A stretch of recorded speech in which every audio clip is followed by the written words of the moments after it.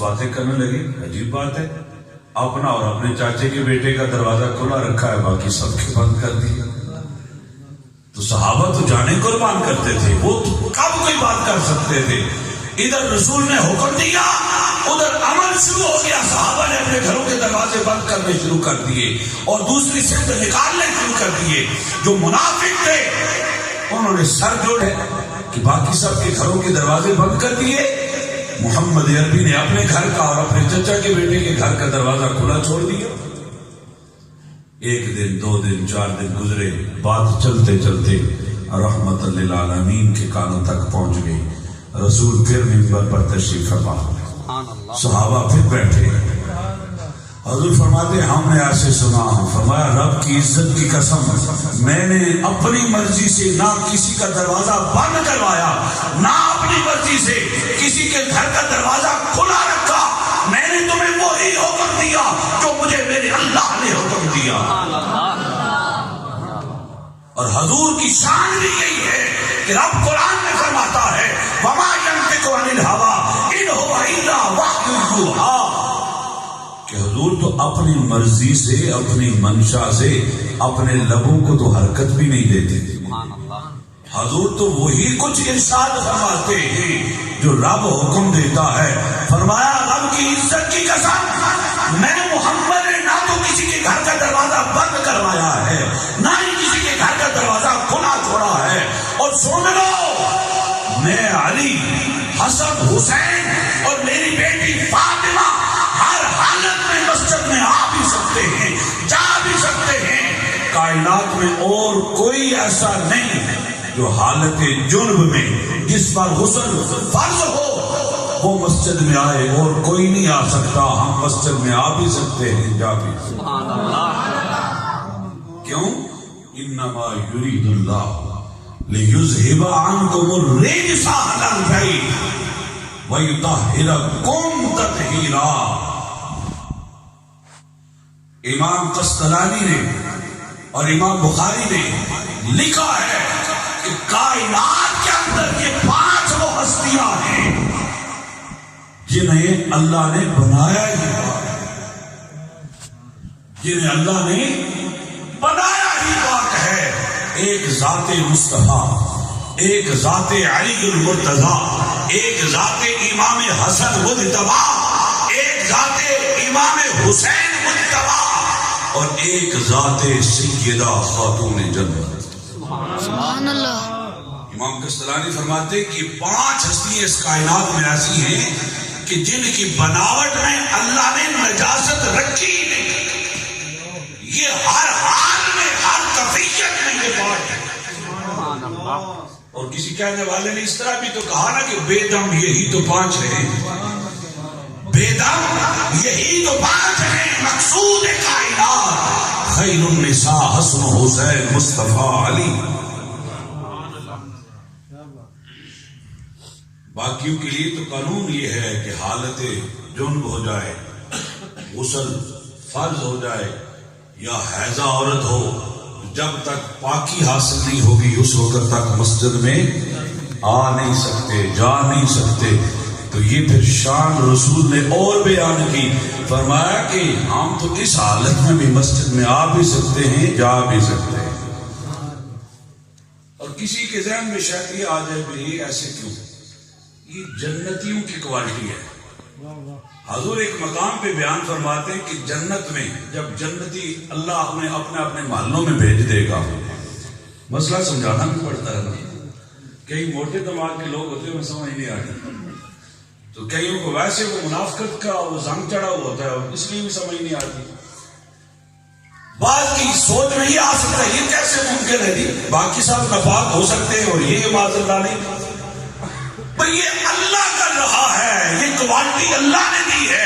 حضرت امام حسین علیہ السلام پیدا ہوئے تو دوپہر کا وقت تھا. حضرت فضا فرماتی ہے زور کے وقت میں نے کیا دیکھا کہ سیدھا نماز پڑھی. میں حیران رہ گئی کہ یہ کیا ماجرا ہے. ابھی تو بیٹا پیدا ہوا ہے اور ابھی حالت نماز میں ہے. جب سلام پھیرا میں نے عرض کیا سیدہ بات یہ کیا کر رہی ہیں, ابھی تو آپ کے ہاں بیٹا پیدا ہوا ہے. فرمایا وہ اور ہیں اللہ لیذھب عنکم الرجس اہل البیت. یہ ہماری شان ہے کہ نجاست ہمارے پاس آتی نہیں. ہمیں اللہ نے بنایا ہی پاک ہے. اور مزید حضور فرماتے ہیں کہ جب جنتی جنت میں چلے جائیں گے وہاں جو خیال کریں گے انگور کھاؤں انگور آ جائے گا, سیب کھاؤں سیب آ جائے گا. اور وہ انگور سیب کی دنیا والے نہیں ہوں گے مکھیوں کے کھائے ہوئے, وہ جنت کے ہوں گے. اور آپ فرماتا ہے کہ ایسی ایسی نعمتیں جن کا تصور کیا گمان بھی انسانی ذہن کے اندر نہیں آ سکتا. جو چاہیں گے وہ حاضر ہوگا. اور حضور فرماتے ہیں وہاں جنتیوں کو حوریں دی جائیں گی, وہ آپس میں خوش باش رہیں گے, لذت پائیں گے, کھائیں گے پیئیں گے. یہاں کھاتے پیتے تو واش روم جانا پڑتا ہے, تو جنت میں تو اللہ نے کوئی واش روم نہیں بنائی. وہاں باقی ہے دوستو, جنت میں وہ جائے گا جسے رب اتنی باقی دے دے گا کہ وہ کھائے گا بھی پیے گا بھی, حوروں کے پاس بھی جائے گا, نجاست بھی آئے گا. ایک خوشبودار ڈکار آئے گا, اسی میں سب کچھ آ جائے گا. وہ جنتیوں کی کوالٹی ہے. اور اسی کائنات کے اندر وہ عزت, وہ شانیں, وہ طہارت اللہ نے نبی کو اور نبی کے گھرانے کو عطا فرمائی.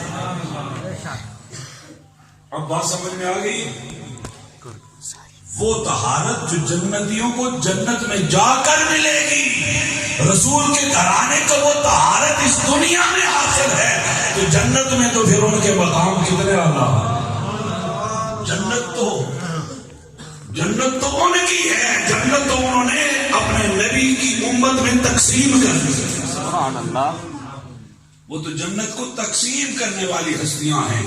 حضور فرماتے ہیں جنت میں سب سے پہلے میں, میرے ساتھ علی اور علی کے دونوں بیٹے حسن و حسین اور میری بیٹی فاطمہ, یہ 5 ہستیاں ہیں جو جنت میں سب سے پہلے داخل ہوں گی. باقی انبیاء و رسول اور ان کی امتیں ان سے بعد میں جنت والا ہے. اور حضور فرماتے ہیں کہ جنت میں بھی ہمارا رہنا سہنا کھانا پینا علی ہمارا وہاں بھی اسی طرح اکٹھا ہی ہے. یہ حیثیت رسول کے ساتھ وہاں بھی اکٹھی ہے, تو کیوں نہ ابھی سے یاری لگا لی جائے, ابھی سے ان کی غلامی اپنا لی جائے, تاکہ وہ کہہ دیں کہ یہ ہمارا ہے تو بات بن جائے. جب رسول نے یہ فرمایا نا کہ علی جنت میں بھی ہمارا رہنا سہنا اٹھنا بیٹھنا کھانا پینا اسی طرح اکٹھا ہی ہے, تو مولا کائنات پھر مشکل کشا جو ہوئے, انہوں نے عرض کیا حضور جو ہمارے چاہنے والے ہیں وہ کہاں ہوں گے؟ فرمایا علی وہ سارے تیرے پیچھے پیچھے ہوں گے. لجپال گھرانہ ہے, اس گھرانے سے وفا کرو اور حضور کی غلامی اختیار کرو. اللہ رب العزت ہمیں پکے سچے عقیدے عطا فرمائے. ہم رسول اللہ کی آل کی عظمتوں کو بھی سلام کرنے والے لوگ ہیں. ہم رسول اللہ کے گھرانے کے منگتے صحابہ اکرام رضوان اللہ تعالی علیہم اجمعین کی بھی عظمتوں کو سلام کرنے والے لوگ ہیں. ہر وہ چیز جس کا تعلق ہے محبت رسول اللہ سے جڑ گیا, ہم اس سے پیار کرتے ہیں. حضرت علیہ فرماتے ہیں ایک دعوت میں رسول اللہ کے ساتھ گیا. اب یہ محبت کی باتیں ہیں نا, انہی میں سے عقیدہ بھی ملتا ہے. وہ کہتے ہیں میں دعوت میں رسول اللہ کے ساتھ گیا, وہاں کدو شریف اور گوشت پکا ہوا تھا. تو میں نے کیا دیکھا کہ رسول اللہ اپنے دائیں ہاتھ کی 2 انگلیوں سے نا اس شوربے میں سے کدو شریف کے ٹکڑے تلاش کر کے کھا رہے ہیں. ہمارا عقیدہ کیا ہے؟ یہ صحابہ سے ہمیں ملتا ہے. حضرت انس فرماتے ہیں اس سے پہلے کدو شریف مجھے پسند نہیں تھے, میں کھانے میں انہیں پسند, لیکن جس دن میں نے رسول اللہ کو یہ دیکھا کہ میرے رسول کو یہ پسند ہے, فرماتے ہیں پھر ساری زندگی میں نے اس سبزی سے محبت کی. ہمارا عقیدہ یہ ہے کہ جس چیز سے رسول کو محبت ہے پھر اپنی مرضی کیا ہے؟ مرضی تو سائیوں کی, مرضی تو آقا کی. بس اپنے آقا کے ساتھ وفا کرو, آقا کے غلاموں کے ساتھ وفا کرو، آقا کے گھر والے، آقا کے در والے اور نبی کریم صلی اللہ علیہ وآلہ وسلم کی امت کے نیک و صالحین لوگ، ان کے ساتھ اپنے تعلق مضبوط کرو، اپنی نسبتیں اپناؤ، ان کے پاس جایا کرو، بیٹھا کرو، سیکھا کرو۔ اللہ رب العزت کی بارگاہ میں دعا ہے کہ میرا مالک میری اور آپ سب کی سعادت کو اپنی بارگاہ میں قبول و منظور فرمائے۔ السلام کی دعا پڑھ